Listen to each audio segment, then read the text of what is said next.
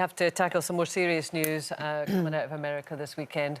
Protests are ongoing over the news that the US Supreme Court has overturned the Roe v. Wade legal right for women to have an abortion, meaning that 26 US states, well, that's half of them, are expected to severely restrict or ban abortion altogether. And you had a very sort of strong reaction, I think, as we all did, to be honest, when the news came out on Friday.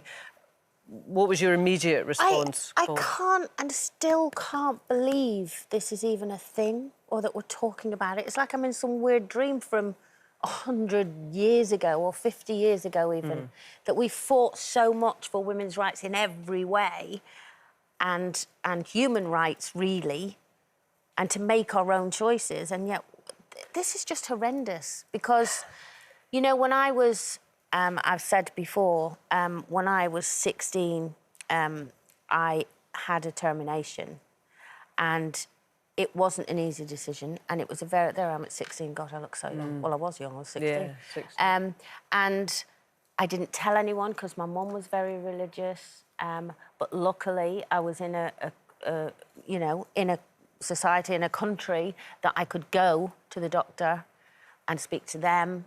And they were brilliant, and it was a really hard decision because I'd just joined my sisters and I was thinking, I'm going to ruin their whole careers, the youngest Nolan, and we were known as these sickly, sweet girls who didn't even have boyfriends. And, you know, and I never, you know, to this day, right up to my mum and dad that passed away, you know, I never told them. I've told my sisters since, and they were upset that I hadn't told them.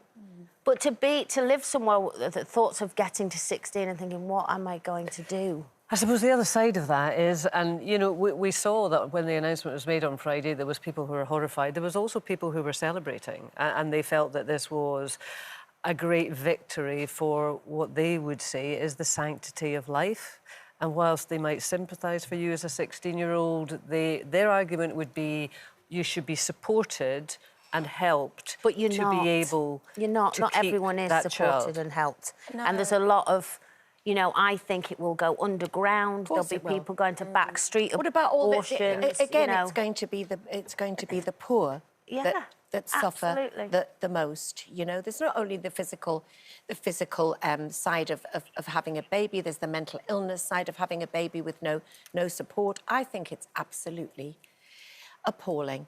And a bit like you. I mean, I saw someone on Twitter the other day said, I've never watched The Handmaid's Tale, but I've just started because I'm what I'm reading, and it's like watching the 10 o'clock news. It's terrifying. I thought the same during COVID, and now we're just going backwards. Look at what happened in Ireland. Well, you know, with all they've only just Northern Ireland have only just decriminalised it. Yeah. Am I right? And you know that's. But a lot of the on our Irish doorstep. came to England for it, and those homes where the girls were put in there till they had the babies, and then they found mass graves. I mean, again, they will say this is you know, returning it to its democratic place. I mean, I have to say, I personally was appalled, and I think it is a very retrograde step, is my personal opinion. But the argument is that it's democracy because it has been returned to the individual states and the elected representatives of these individual states and half will of them make the decision. Want to do it. But it's like you touched there on COVID, and it's this obsession with this divide in society. Which camp are you in? Are you for or against, you know, anti or pro-abortion, anti or pro-vax? And I just think, actually, you can be anti-abortion and you can spend your life dedicating it to educating people around contraception, but you don't have to ban something. You don't have to take the choice out of women's hands. You can be either or, and it can still exist, be freedom of choice. Yeah, you know, exactly. Well, I guess you come back to it, that sanctity of life, which would be the argument. But what about the sanctity of the woman's life, which has to be more important to that of a fetus, in my opinion? You know, and of course, when you're talking about religions, I'm curious, what would the Catholics have they do? Because I know you said your mum was an exception, but they would have no right to abortion and yet not supposed to use contraception in an overpopulated world where poverty is never greater than it has been. I think it's absolutely a disgrace. And the other thing that I hate as well, people, you know, again, probably social media, but saying, why are you bothered? It's not affecting this country, as if we should only ever rebel or protest against things that affect us personally. It's about women's rights. Seeping over, it is about women's rights. And it always comes back to that. I mean, the countries across the world that young girls are not able to have an education because they are young girls, and this is something that affects women. It is a restriction on the way that we're able to lead our lives. It's affecting our society in the way we talk about women and their choices and the way we shame women. I see English girls and young guys talking on social media about who should be eligible for an abortion, when it's OK and when it's not. And it really feels like we're going backwards in conversation of when we used to say if someone's skirt was too short, they deserved to be attached. You know,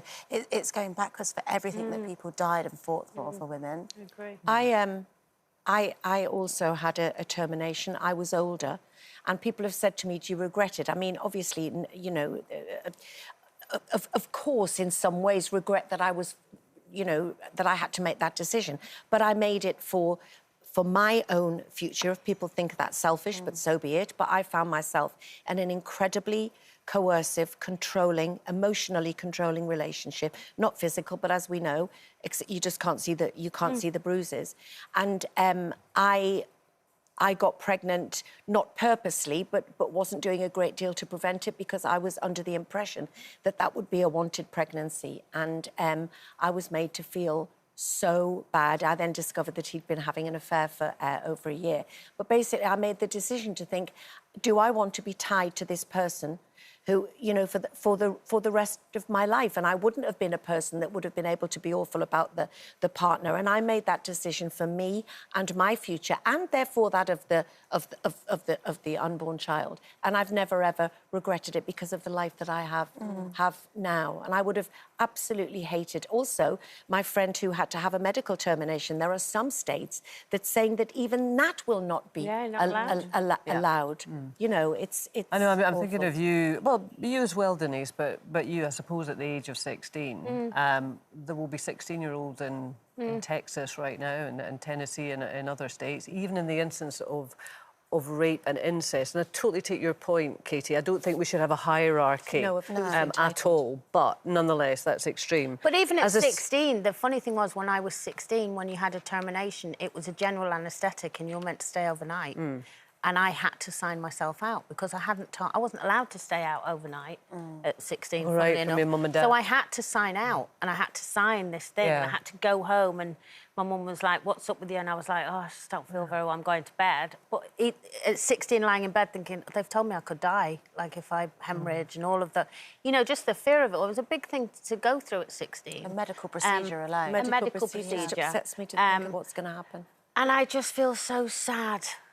You know, the thoughts of somebody saying, and on top of that, it being illegal would have been, I don't know what I'd have done. I'd have had that, you know. It's very well, you know, the American people get a chance to go to the polls again in November for the midterms, so it will be very interesting to see if they make the decision to change their state governance. If you've been affected by anything that we've been discussing, visit itv.com/helplines to find out more.